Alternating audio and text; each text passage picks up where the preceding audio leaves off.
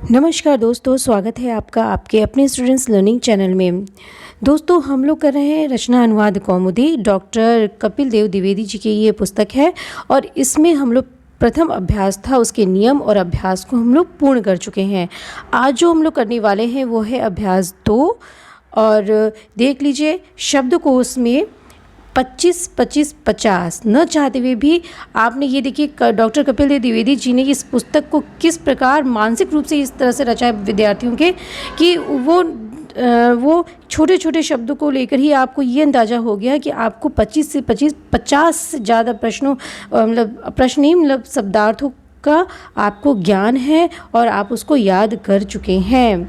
ठीक है, इस शब्दकोश में आप देखिए, और अब फिर से जो है ये लगभग 25 शब्दार्थ हैं यहाँ पे, और 25 शब्दार्थ तो ऐसे हैं और वैसे ही आप बहुत सारे शब्दार्थों को जान जाएंगे, तो 50 से ज़्यादा शब्दार्थ हो गए हैं आपके पास में।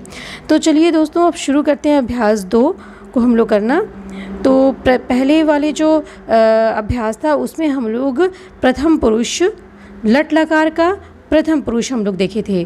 ठीक है, पहला अभ्यास इसी पर था, लट प्रथम पुरुष। ठीक है, आज जो हम लोग करेंगे वो है लट मध्यम पुरुष। ठीक है, मध्यम पुरुष। ये अभ्यास 2 पूरा की पूरा मध्यम पुरुष पर ही आधारित है। ठीक है, तो चलिए शुरू करते हैं हम लोग। पहले की भांति आप लोग जान लीजिए कि क्या है कि ये पहला वाला अब आपको बार बार तो बताया नहीं जाएगा। पहले वाले अभ्यास में ही बताया जा चुका है कि वो सर्वनाम है, फिर आपकी ये जो संज्ञा हो गया है, फिर अव्यय पद है। हाँ, तो और इस तरह से तो आप ये जान लीजिए, पहले क क्या है, सर्वनाम है। तो देखिए क्या है, क त्वम। त्वम का मतलब होता है तू या तुम। युवाम तुम दोनों, यूयम तुम सब। ठीक है, आगे है ये आपके सर्वनाम। आपके सर्वनाम बस इतने ही दिए हैं, त्वम युवाम यूयम। हाँ, ये आपके सर्वनाम हैं। फलम मतलब फल है। ठीक है, आप और क्या है, फलम फल है। पुस्तकम पुस्तक, पुष्पम फूल, पत्रम चिट्ठी या पत्ता भी होता है। पत्रम का मतलब चिट्ठी भी होती है और पत्ता भी होता है। भोजनम मतलब भोजन। जलम का मतलब जल होता है। राज्यम राज्य। सत्यम सत्य। गृहम घर। वनम वन। ठीक, अब ख देखिए क्या है, ख है आपका धातु। ख धातु है, देखिए क्या है, रक्ष मतलब रक्षा करना। वद मीन्स बोलना। पच पकाना। पत गिरना। नम नमस्कार करना। ठीक, पहले वाले में भी आपने भू पट ये सब पढ़ा था ना, गच्छ गम। तो उस प्रकार से आपके ये देखिए धातु रूप बढ़ रहे हैं। रक्ष वद पच पत नम, ये भी आपने अब सीखा। फिर उसके बाद देखिए ग क्या है, अव्यय पद है ना। अद्य आज। संप्रति अब। संप्रति का मतलब अब। इदानीम अब। इदानीम मीन्स भी अब होता है। अधुना अब। यदा जब। तदा तब। कदा कब। तो इतने सारे आपने शब्दों को जान लिया। ठीक, अब देखिए क्या है, फल वन फलवत। अब फल, अब ये भी आपको बताया जा चुका है पहले वाले अभ्यास में कि फल से वन तक, फल से वन तक जितने भी रूप हैं वो कैसे चलेंगे, फलवत चलेंगे। फल के रूप के भांति ही फल से वन तक के रूप चलेंगे। क का मतलब ये है। तो एक बार देखिए क्या है, कह रहे हैं कि फल फलम पुस्तकम पुष्पम पत्रम भोजनम जलम राज्यम सत्यम। हाँ, सत्यम और गृहम और वनम। ठीक, वन तक ये सारे नपुंसक लिंग के शब्द हैं। पहले आपने पुल्लिंग के देखे थे, ये नपुंसक लिंग के शब्द हैं। तो ये सारे की जो रूप हैं वो किसके भांति चलेंगे, वो चलेंगे आपके फल की भांति। वो आपके फल की भांति चलेंगे। फलम फले फलानी। तो उसी तरह से जो है फल से लेकर वन के बीच में जितने भी शब्द आ रहे हैं, नपुंसकलिंग जितने भी शब्द आ रहे हैं वो फलवत चलेंगे, यानी कि फल के रूप के समान ही चलेंगे। ठीक है, वैसे ही ये धातु भी बता दिया है कि रक्ष से लेकर के नम तक जितनी भी धातुएं हैं वो किसके प्रकार चलेंगी, भवतीवत चलेंगी। पहले वाले अभ्यास में आपने भवती का जो है धातु रूप देखा था, तो उसी के भांति ये रक्ष से लेकर के नम तक चलेंगी। आपने भवती भवता भवंती लट लकार का प्रथम पुरुष देखा था। हाँ, वैसे ही रक्ष का धातु रूप आप नीचे दिया हुआ है, वैसे ही रक्षति रक्षता रक्षन्ति होगा। ठीक है, वैसे ही आपका प्रथम पुरुष उसी प्रकार से होगा।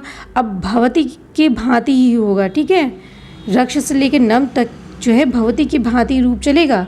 जैसे रक्षति रक्षता रक्षन्ति, हाँ, नमति नमतः नमन्ति, पतति पततः पतन्ति, पचति पचतः पचति पचन्ति, वदति वदतः वदन्ति, नमति नमतः नमन्ति। हाँ, इस तरह से जो है धातु रूप भवती के समान चलेंगे।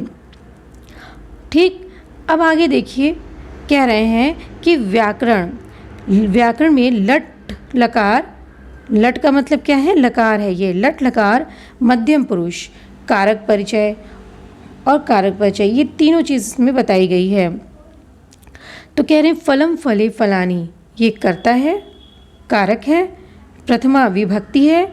हाँ, और फलम एक वचन है, फले द्विवचन है और फलानी बहुवचन है। ठीक, फलम फले फलानी द्वितीया कर्म है, द्वितीय विभक्ति है और कर्म कारक है। ठीक है, तो फलम फले फलानी प्रथमा और द्वितीय विभक्ति दोनों में ही एक ही तरह रूप चलते हैं नपुंसकलिंग में, और शेष सारे जो तृतीया चतुर्थी पंचमी नपुंसकलिंग में जितने होंगे वो सब पुल्लिंग की भांति चलते हैं। वो धीरे धीरे आगे कपिल देव द्विवेदी जी अपनी पुस्तक में ज़रूर बताएंगे। अभी ये प्रथमा और द्वितीय विभक्ति को लेकर के चल रहे हैं, कर्ता और कर्म कारक को।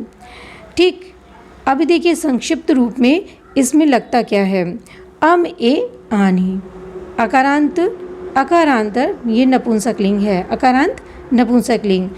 अकारांत का मतलब ये होता है कि जिसके अंत में अ आए, वनम, हाँ, गृहम, अ आए लास्ट में, वहाँ पे क्या बोलते हैं, अकारांत बोलते हैं उसे।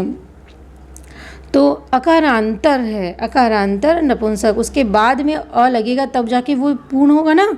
इसमें अ तो लगा नहीं है, वनम है, लेकिन म तो आधा है, यानी कि जो है म में अ नहीं है ना, इसीलिए बोले हैं अकारांतर, बाद में इसके अ जुड़ जाता है। तो अकारांतर नपुंसकलिंग है। अम ए आनी, अम ए आनी द्विवचन है। तो अम ए आनी प्रथमा विभक्ति और द्वितीय विभक्ति, ये दोनों विभक्तियों में अम ए आनी ये दोनों प्रथमा विभक्ति और दोनों विभक्तियों में एक ही भांति रूप चलता है। ठीक है, और द्विवचन में ए का प्रयोग करते हैं, एक वचन में अम प्रत्यय है, द्विवचन में ए प्रत्यय है, और आपका बहुवचन में आनी प्रत्यय है। ठीक है, अब आगे देखिए, पुस्तक आदि के रूप इसी प्रकार से चलेंगे। ठीक है, पुस्तक जैसे फलम फले फलानी है, पुस्तकम पुस्तके पुस्तकानी। ठीक, जैसे पुस्तकम पुस्तके पुस्तकानी, परंतु पुष्प और पत्र में आनी के स्थान पर आणी लगेगा, पुष्पाणी, पत्राणी। अब इसको बता दिए हैं, देखिए एक चीज़ और बता दिए हैं आपको, क्या बता दिए हैं, देखिए सारे रूप तो ऐसे फलम फले फलानी लगेगा, पुस्तकम पुस्तके पुस्तकानी लगेगा, लेकिन ड़ बहुत से नपुंसक लिंग में न के स्थान पे ड़ लगा है। हाँ, न के स्थान पे ड़ का प्रयोग किया गया है।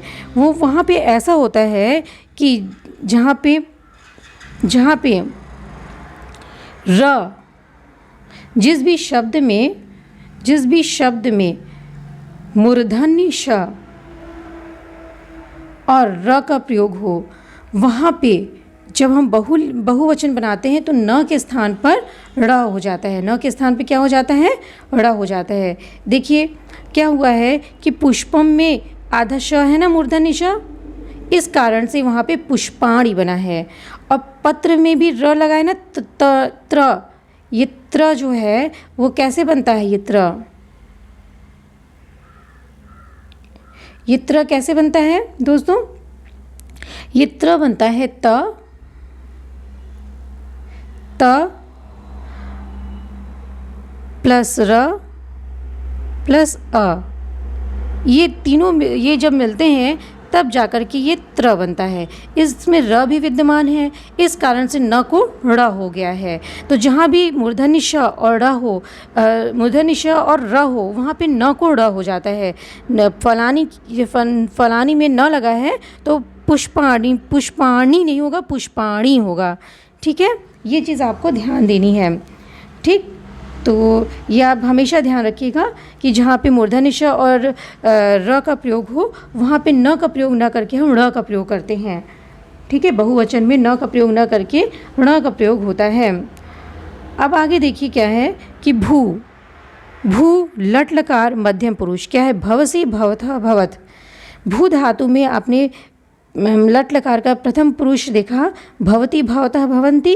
अब मध्यम पुरुष देखें आप, भवसी भवतः भवत, ये मध्यम पुरुष है। तो बताने का तात्पर्य यह है कि ये मतलब नहीं है कि आप सिर्फ मध्यम पुरुष याद रखिए, इसके पहले वाला प्रथम पुरुष भी आप ज़रूर से याद रखिए। भवती भवतः भवंती, भवसी भवतः भवत।